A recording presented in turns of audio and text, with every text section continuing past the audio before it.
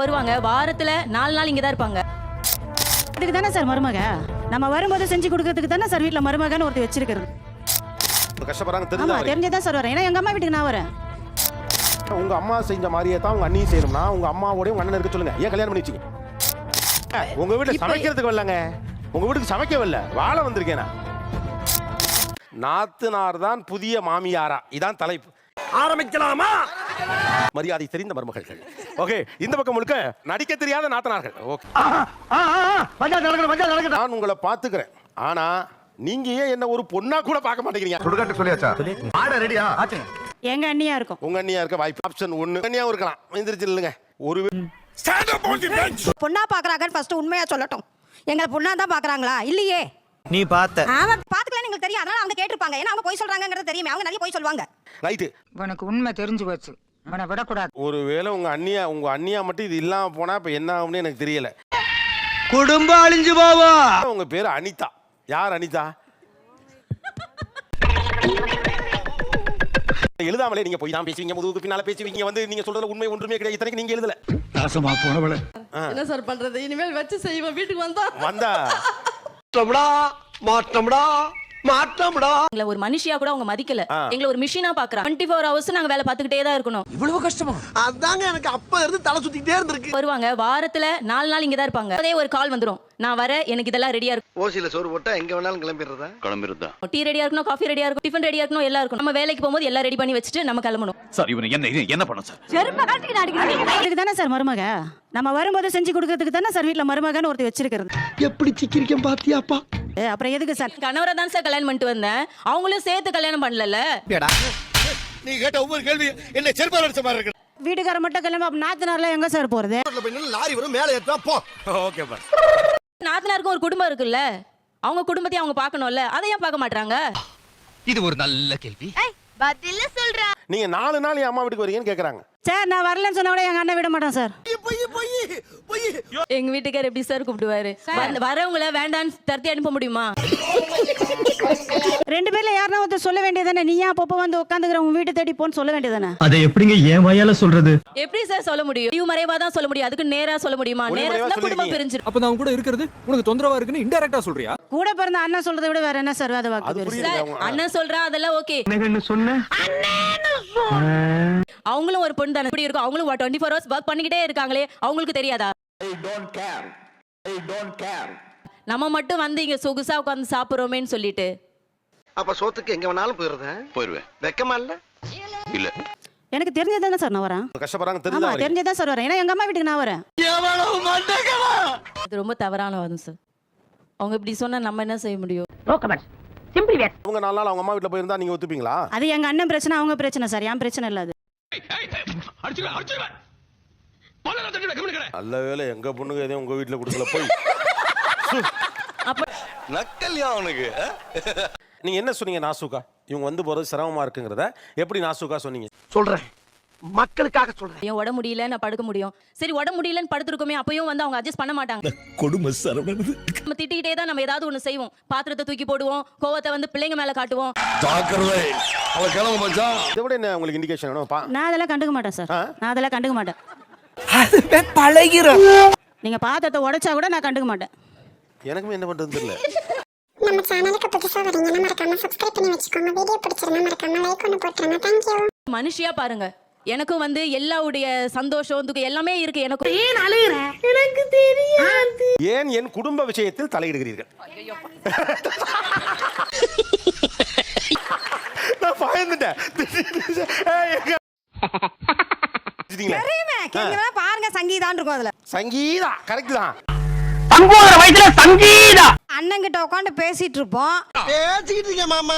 TV volume பாத்தீங்கன்னா 18 19 rice ஆகும். அது டிவி வால்யூம் ரைஸ் ஆகுதுல, அவங்க பிபி ரைஸ் ஆகுது.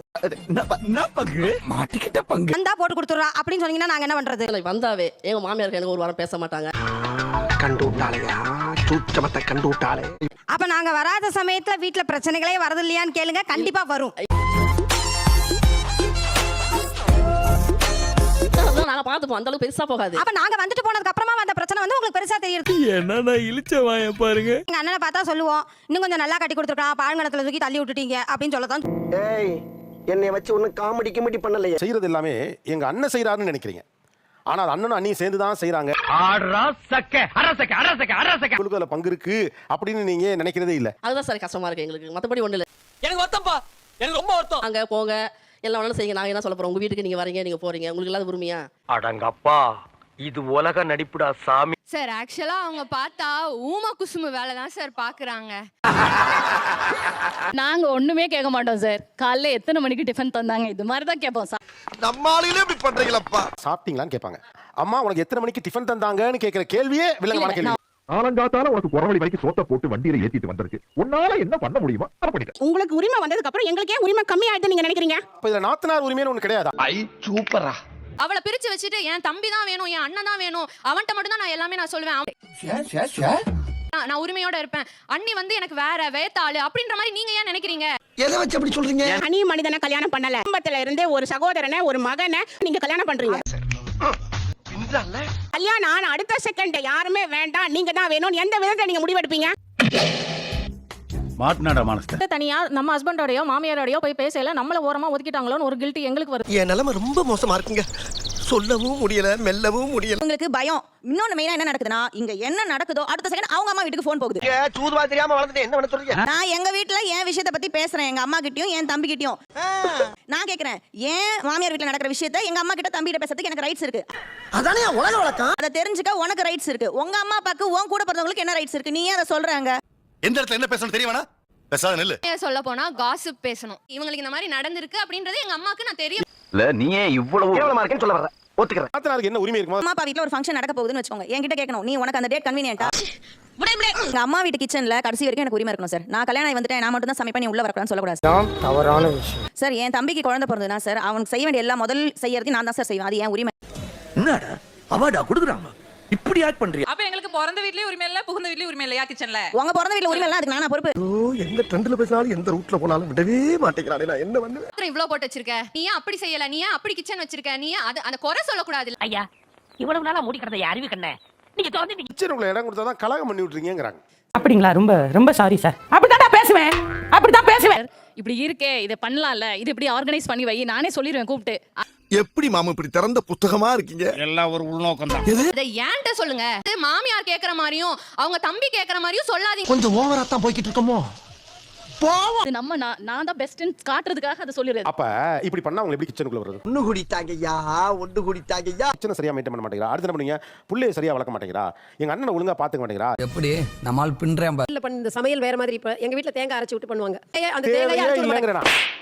அட கன்றாவியே. உங்க அம்மா செஞ்ச மாதிரியே தான் உங்க அண்ணியும் செய்யணும்னா உங்க அம்மாவோடய உங்க அண்ணன் இருக்க சொல்லுங்க. ஏன் கல்யாணம் பண்ணி வச்சீங்க? ஒரு பூரா பொண்ணு கிட்ட ஒரு நாதாரையும் தர மாட்டேன்ட்டான். அதான் காரணம். உங்க வீட்டுல சமைக்கிறதுக்கு வரலங்க. உங்க வீட்டுக்கு சமைக்க வரல, வாழ வந்திருக்கேனா? பக்கத்துல அது அறுவாலை இவனை நான் வெட்டாம விட மாட்டேன். மாமியாராவும் இல்ல, நாங்க ஃப்ரெண்டும் கிடையாது, நாங்க எதிரியும் கிடையாது. நாங்க உங்க லைஃப்ல நாங்க யாரு? தெரியல. அவ இருந்துட்டு ஃப்ரெண்ட்லியா இருந்துட்டு போக வேண்டியது. எப்படி அடிபணிஞ்சு சொல்லுங்கள் அப்படி நாங்க இருக்கணுமா? ஏன் அத்தை கிட்ட விட்டு பழகனா என்ன அப்படிங்கிறது கேக்குறேன் சார். அந்த குழந்தைய கொடுங்க. அது நம்மளுக்கு ஒத்து வராதுங்க. இதுக்கு கைத்தடி எங்க இருந்து தெரியுதா? முதல்ல வெளியில இருந்து வருது. டேய் அவன் யாரா உள்ள கை தட்டினவன்? நான் தான் விலகி வச்சிடுற மாதிரி தோணுது சார். எல்லா கண்ணீர் விடுற அந்த மனசு இருக்கு, அதான் கடவுள். நீங்க ஒய்ஃபை வந்ததுனால தான் எங்க அண்ணன் நல்லபடியா இருக்கு. அதுதான், இதை தவிர வேற எதுவும் சொல்றதுக்கு இல்ல. அப்படிங்களா? ரொம்ப சந்தோஷம்.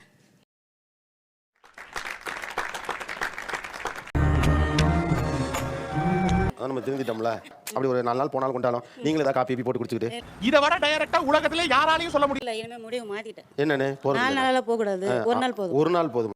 அங்க என்ன கிணறு வெட்டிட்டு இருக்காங்க பேசியா? இல்ல உங்க வீட்ல ஒரு நாளா இல்ல அவங்க வீட்ல ஒரு நாள்? வீட்டுக்கு ஒரு நாள் போனா போதும். வாரத்துக்கு ஒரு நாள் போனா போதும். வாரத்துக்கு ஒரு நாள் போனா. ஆனா அந்த நாய் அப்படி எல்லாம் பண்ணாது.